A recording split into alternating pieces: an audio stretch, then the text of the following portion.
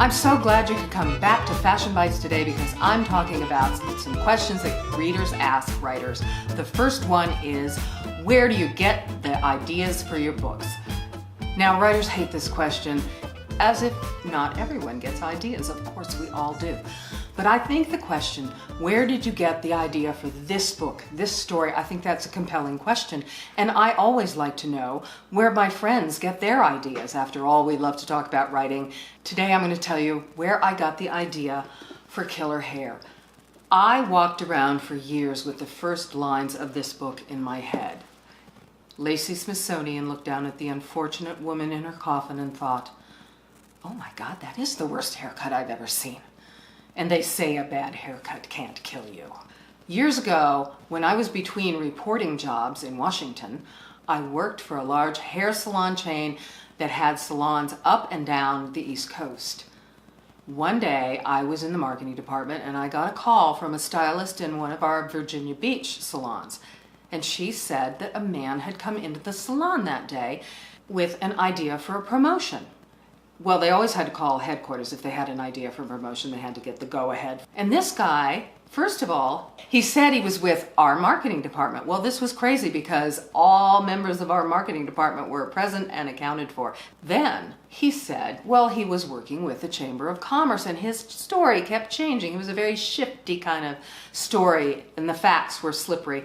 But what really raised my suspicions was this guy was interested in finding a stylist with very long hair who was interested in cutting it very short, very dramatic.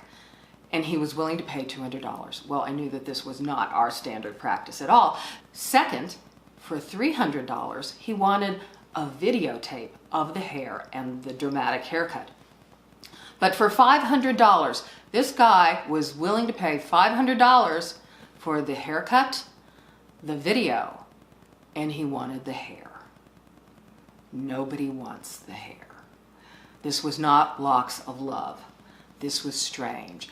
And he wanted the stylist to deliver the hair, the videotape, to him at a gas station after hours. And I said, does this strike you as sound marketing practice? We don't do that. Nobody does that.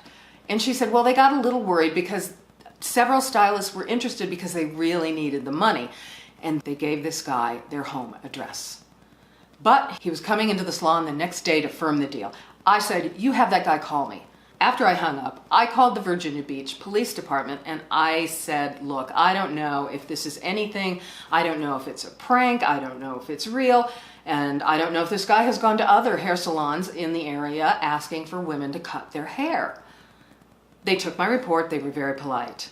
The next day, the detective called me back and he said, he didn't know if this was going on elsewhere, if it was a prank, if it was some strange phenomenon.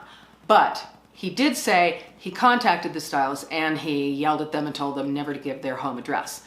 The next day, the guy came into the salon in Virginia Beach and he called me at the office.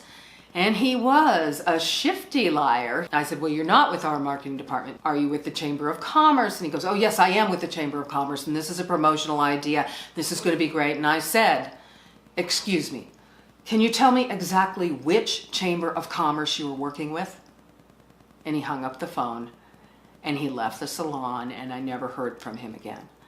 That was the idea that started the story, that you could find yourself dead with a really bad haircut.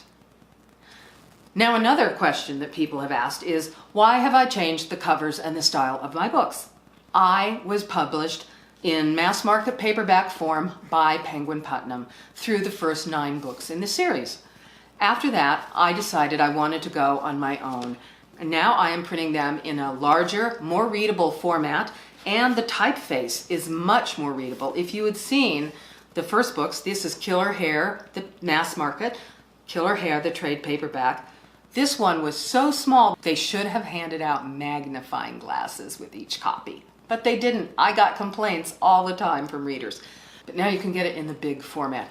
Also, while I liked the covers and I thought that they did a good job, a lot of people bought them, they were right for the times, but times move on. And I felt that they never really said fashion or style or crime of fashion to me. So my husband Bob Williams and I, Lethal Black Dress Press, we decided to come up with a more dramatic, stylish cover for this series. I have republished the first 5 books in this series: Killer Hair, Designer Knockoff, Hostile Makeover, Raiders of the Lost Corset, and Grave Apparel. Those are all in Kindle. The first 2 are in the trade paperback size. Lethal Black Dress is available. It is number 10 in the series, and number 11 will be out soon. The Mask of the Red Dress will be up for a pre-order. Feel free to ask me more questions. I'm happy to answer them, and I'll be seeing you next time. Bye.